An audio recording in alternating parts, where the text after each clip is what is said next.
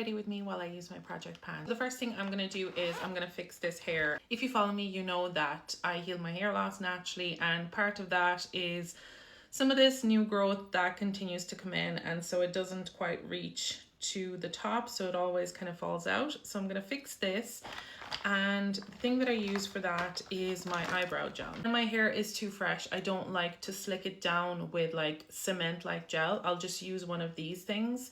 And the reason for that is because I don't want to wash my hair every single day if I don't have to. I used to wash my hair more frequently when I was actively dealing with hair loss, but right now it's just to keep my scalp clean. So I wash my hair maybe like 2 to 4 times a week.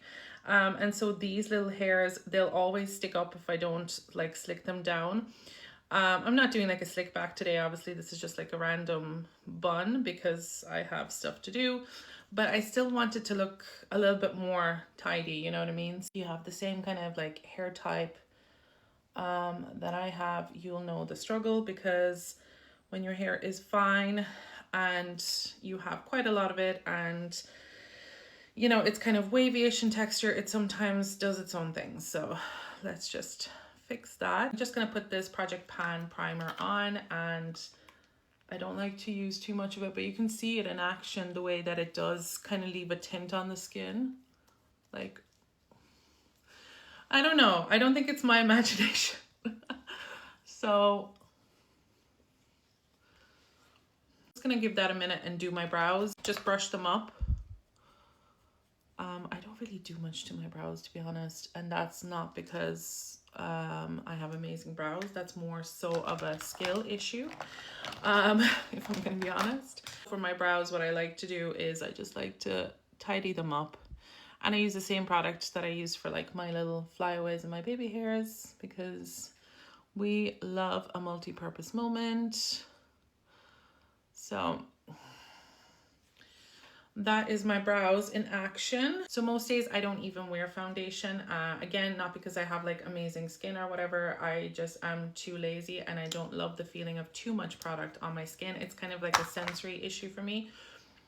So I'm just gonna do my contour kind of in that underpainting style that people do. But then I just don't put foundation on top. So you'll see what I mean in a sec.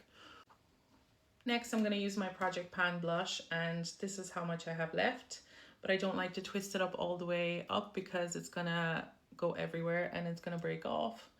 So this is technically a lip balm, but we use anything we want for whatever we want when it comes to makeup. So as you can see, it blends pretty well because it's quite emollient. I mean, it is a lip balm at the end of the day, but it doesn't break me out or anything when I put it on my skin.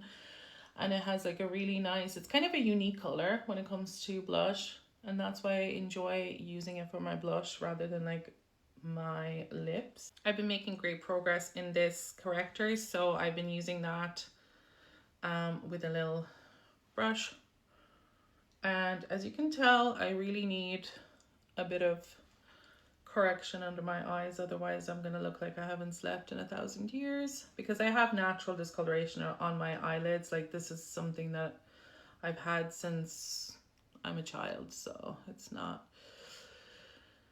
anything I can do anything about, but it does definitely make a difference to have like some concealer, and automatically, as you can tell, I look much more awake. Some on my chin, I'm having a breakout, which is not a daily occurrence for me. I rarely break out, but stress definitely is a factor for me in that, so I'm not gonna like worry about it or like work to cover it up too much. I mean, it's not that deep.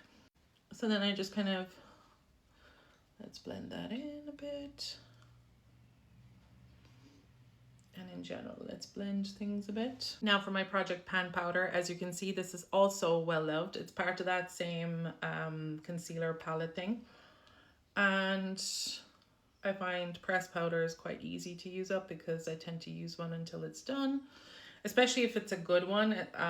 Like, I want it not only to set, but to kind of blur as well. In some areas like here where I naturally have like more expression lines, or where I have pores, The next thing I'm going to do is I'm going to use this to define the eye a little bit. And as you can see, I have a bit of creasing there. So what I like to do is kind of messily draw out the shape I want for my eye, which, you know, doesn't look very, shall we say, good if I'm blended. So I'm just going to blend it out, just a random kind of brush. And then I'll just add a little bit more here if I feel like I need to. Then where it gets messy, I'll just clean it up with that concealer brush because it doesn't have to be complicated. Then to make everything look a bit more cohesive, I'm gonna add a little bit of like lighter shadow, just to cover the veininess on my lids and make everything kind of more cohesive.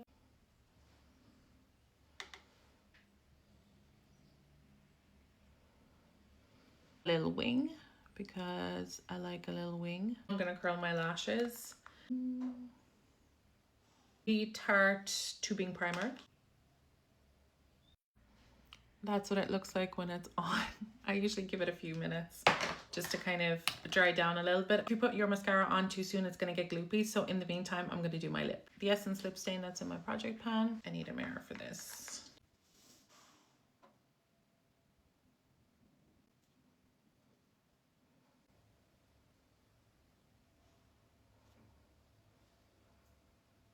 Okay, lip stain is on. I'm just going to put on a bit of lip balm using my project pan mascara. This is the Essence.